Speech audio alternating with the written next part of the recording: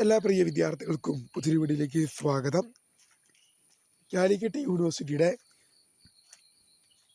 Degree അഡ്മിഷനുമായി ബന്ധപ്പെട്ട് വിദ്യാർത്ഥികൾ പ്രധാനമായും ശ്രദ്ധിക്കേണ്ട കാര്യങ്ങളാണ് ഈ ഒരു വീഡിയോയിൽ കൂടെ നിങ്ങളുമായി പങ്കുവെക്കാൻ ആഗ്രഹിക്കുന്നത്. വിശദമായ വാർത്തയിലേക്ക് പോവാം. ആദ്യമായിട്ട് ഈ ചാനൽ കാണുന്ന വിദ്യാർത്ഥികളുണ്ടെങ്കിൽ തീർച്ചയായും മറക്കണ്ട. സബ്സ്ക്രൈബ് ചെയ്ത് കൂടെ പറയാൻ പ്രത്യേകം ശ്രദ്ധിക്കുക. സബ്സ്ക്രൈബ് ചെയ്തതിന് നോട്ടിഫിക്കേഷൻ ബെല്ലിലേക്കുള്ള ഓപ്ഷൻ എനേബിൾ ചെയ്യുക. ചാനൽ വീഡിയോസ് നിങ്ങൾക്ക് ഉപകാരപ്രദമാണെങ്കിൽ തീർച്ചയായും ലൈക്കും കൂടി ചെയ്യുക. അതുപോലെ നിങ്ങളുടെ സുഹൃത്തുക്കളിലേക്ക് ഷെയർ ചെയ്ത് കൊടുക്കാനും കൂടി പ്രത്യേകം ശ്രദ്ധിക്കുക. അതുപോലെ നമ്മുടെ ചാനൽ വാട്സപ്പ് ചാനൽ ജോയിൻ ചെയ്യാനുള്ള ലിങ്ക് നിങ്ങൾക്ക് വീഡിയോയ്ക്ക് നല്ല ഡിസ്ക്രിപ്ഷൻ ബോക്സിൽ നൽകുന്നതായിരിക്കും. അപ്പോൾ നമുക്കിതിനെ വളരെ സുപ്രധാനവും വളരെ പ്രാധാന്യം അറിയിക്കുന്ന വാർത്തയിലേക്ക് തന്നെ കടക്കാം. കാലിക്കറ്റ് യൂണിവേഴ്സിറ്റി ഡിഗ്രി അഡ്മിഷൻ 2025 വിദ്യാർത്ഥികൾ ശ്രദ്ധിക്കേണ്ട കുറേ കാര്യങ്ങളാണ്. ആദ്യ അലോട്ട്മെൻറ്റ് കഴിഞ്ഞപ്പോൾ 48,000 മേലെ പേർക്കാണ് അലോട്ട്മെൻറ്റ് ലഭിച്ചത്.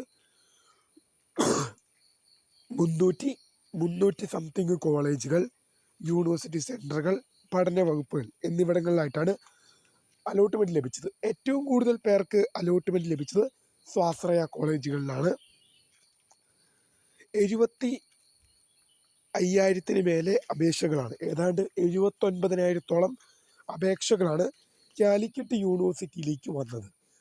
അതിൽ ആദ്യ അലോട്ട്മെൻറ്റ് കഴിയുന്നതോടുകൂടി 49,000 മേലെ സീറ്റുകൾ വിദ്യാർത്ഥികൾക്ക് അലോട്ട്മെൻറ്റ് ലഭിച്ചു. 2,000 മേലെ സീറ്റുകൾ ഗവൺമെൻറ് കോളേജുകളിലും ഫില്ലായി. അപ്പോൾ നമ്മൾ ഈ ഡിഗ്രിയുമായിട്ട് പ്രധാനമായിട്ട് ശ്രദ്ധിക്കേണ്ട കുറച്ച് കാര്യങ്ങൾ പറയാൻ പോവുകയാണ്.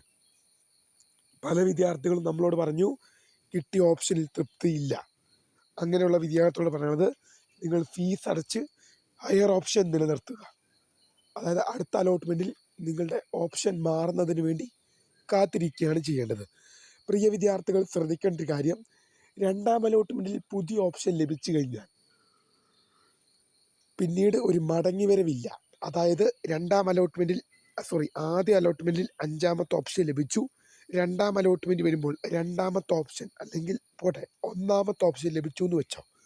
അങ്ങനെയെങ്കിൽ നിങ്ങൾക്ക് 1ാമത്തെ ഓപ്ഷനിലേക്ക് അഡ്മിഷൻ മാറേണ്ടി വരും. പിന്നീട് നിങ്ങൾക്ക് 5ാമത്തെ ഓപ്ഷൻ ലഭിക്കുകയില്ല. ഇങ്ങനെയുള്ള കുറേ കാര്യങ്ങൾ ശ്രദ്ധിക്കണം. ഇക്കാര്യങ്ങൾ ശ്രദ്ധിച്ച് മുന്നോട്ട് പോവുക. അപ്പോൾ പുതിയ കാണുന്നതിന് my name is Kariya, the founder of Scrap for the career guide, and thanks for watching. Bye.